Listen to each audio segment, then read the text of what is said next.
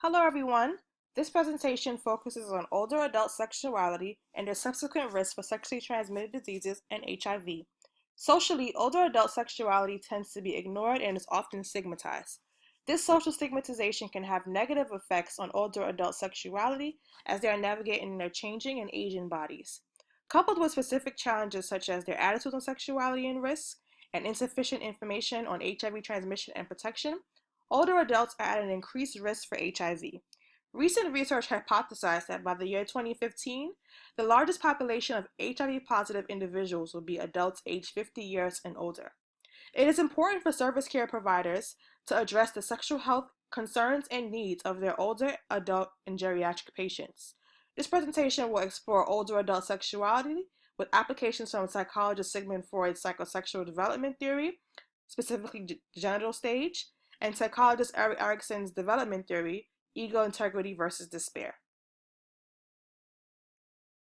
So we're going to start off by watching a video called Safer Sex for Seniors, and it is a campaign catered towards older adults.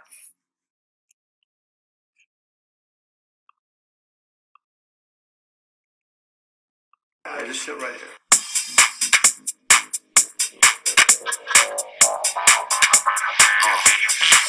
Let me show you something. Party, yeah. Let's get this party started. Party, yeah. Let's get your body rocking. Party, yeah. Let's get your body moving. Party, yeah. Let's get it on. Party, yeah. Party, yeah. So, what were some of your initial reactions to watching this video? Was it, oh my goodness, whoa, I don't want to think of my grandparents in this way, or this is so funny? If I were to watch this video before getting into this program, I think my response would be something along the lines of, what the what? As Sigmund Freud postulates, sexuality is an important part of our development, and that does not end in our older adulthood.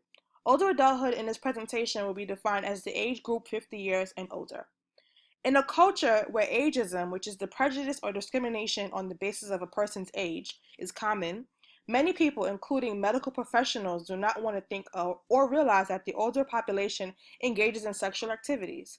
This lack of healthy conversation can put older adults at risk for acquiring sexually transmitted diseases, since socially, STDs are viewed as an issue only for teens and younger adults. It becomes a taboo subject surrounded by shame and stigma and causes the older adults to feel ashamed and embarrassed about asking questions. This in turn limits their knowledge on sexual health and safety.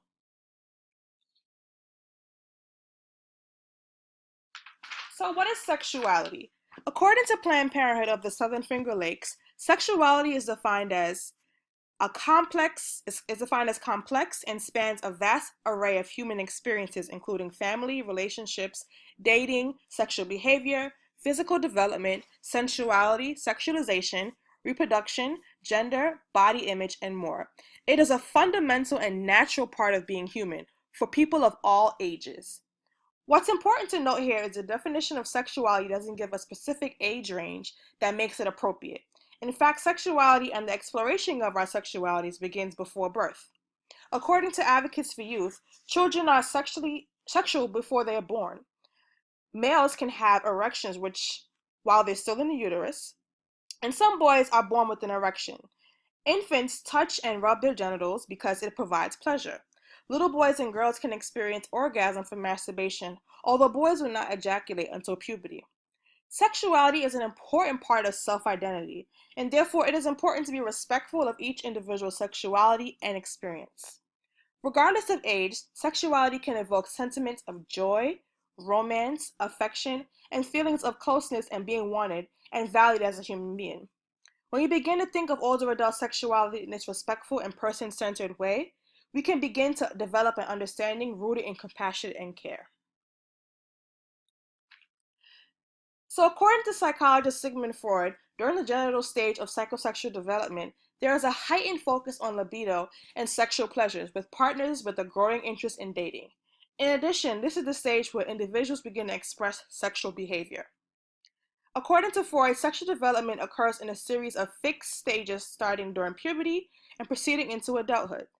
At this stage of psychosexual development, individuals are exploring their sexuality through active engagement with intercourse. Though Freud focused solely on heterosexual sex, I'm describing intercourse here to be either heterosexual and or homosexual encounters.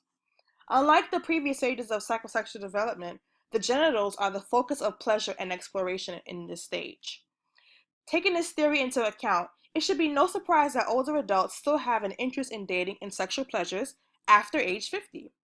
Freud's theory further reinforces that sexuality, even in adulthood, is normal and continuous and a continuous aspect of human development. For older adults, though, sexuality doesn't always equate to the desire for penetrative or oral sex. At this stage, there is a greater need for intimacy such as touching, kissing, hugging, feelings of love and closeness, and companionship.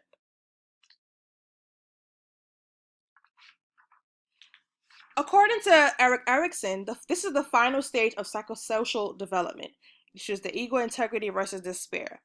At this stage, the conflict is ego integrity versus despair. That you ask yourself, did I live a meaningful life? You focus on wisdom. Did I attain enough wisdom throughout my adulthood years? And the important event here is reflecting back on your life.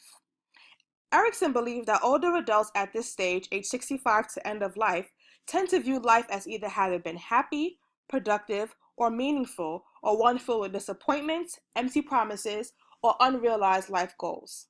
Older people rely on social experiences as well as one's own life experiences to determine whether or not he or she feels their life has been successful and fulfilling.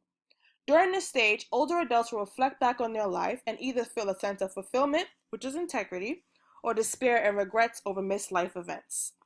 During this stage, older adults are usually in retirement and or experiencing the empty nest syndrome, where there is an increased interest in rekindling their intimate relationships and sexualities. In this stage, individuals who might have spent a significant part of their lives dedicated to parenthood and or their career may have a hard time reestablishing their identities and intimate parts of their lives. In terms of older adult sexuality, this framework is particularly important when we think about older adults who may not have had fulfilling romantic and sexual experiences in their previous years or are feeling a need for intimacy and companionship due to the death of a separation or a partner or a spouse. In order for them to feel a sense of integrity about this aspect of their lives, instead of feelings of despair, regret, or resentment, it is important for older adults to explore and address these unresolved feelings and experiences. So now we're going to shift gears a little bit and talk about specifically older adult sexuality. So some of the barriers to addressing older adult sexuality is older adults are often viewed as asexual. In addition, there's social discomfort with older adult sexuality. We live in a youth-centered society where expectations of physical appearance and beauty affect older adult sexuality. Since sexuality tends to be associated with youthful standards of attraction, older adults do not traditionally fit within this paradigm. This in turn heightens the notion that older adults are asexual and thus have no desire to maintain sexual or intimate relationships. This negative stigmatization for older adults occurs when the language used to describe sexually active older adults falls between the dirty old man and the horny cougar. This stigmatization leads to feelings of shame, guilt, and subsequent internalization of these perceptions. In addition, there are few public health messages or campaigns specifically addressing the growing sexual health needs for older adults. This causes a gap in prevention and education since older adults do not see themselves as part of the discussion. Older adult sexuality is often ignored in the medical field. Physicians often do not consult with their elderly patients regarding their sexuality due to their own discomfort in broaching the subject because of differences in views and their own biases and perceptions of older adult sexuality. In addition, since the current testing guidelines for HIV recommend testing between 13 and 64, many physicians do not ask their patients age 65 and older about their sexual experiences and or their need for HIV testing. Older adults living in nursing and assisted living facilities have unique challenges to sexuality. Sex in nursing homes and assisted living facilities presents a multifaceted issue. For patients who have illnesses such as Alzheimer's or dementia, their ability to give consent, even to long-term partners, is not always clear. In addition, some older adults living in shared rooms at a living assisted living facility or a nursing home may not have the privacy they need to have an enjoyable sexual experience.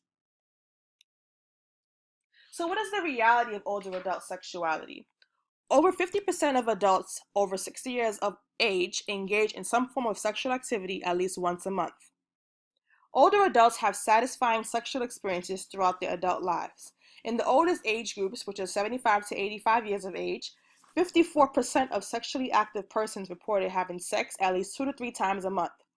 23% reported having sex once a week or more, in addition to a substantial number of men and women engaging in vaginal intercourse, oral sex, and masturbation even in the 8th and 9th decades of life.